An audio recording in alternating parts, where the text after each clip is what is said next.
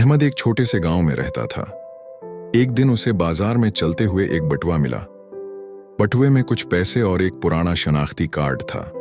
इसने फौरन अपने दोस्त को दिखाया, जो बोला, चलो पैसे रख लेते हैं, कौन देख रहा है। मगर अहमद ने इनकार किया, ये चीज मेरी नहीं और अमानत में खयानत मुसलमान की शान नहीं। वो गांव के इमाम साहब के पास गया और बटुआ उनके हवाले किया। अगले दिन मस्जिद में ऐलान हुआ और बटुआ उसके असल मालिक को वापस मिल गया। वो शख्स खुशी से रोते हुए बोला, ये मेरी बेटी की दवा के पैसे थे, बेटा तुमने मेरी दुनिया बदल दी। इस दिन के बाद लोग अहमद को इज्जत से देखने लगे और अहमद ने सीखा कि ईमानदारी हमेशा फायदा देती है, चाहे हालात कुछ भी हों।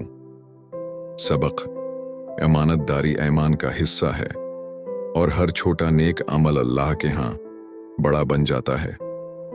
वीडियो अच्छी लगी हो तो लाइक करें, शेयर करें और सब्सक्राइब करना ना भूलें। ऐसी मजीद इस्लामी और सबका आमोज कहानियों के लिए हमारे चैनल को जरूर फॉलो करें।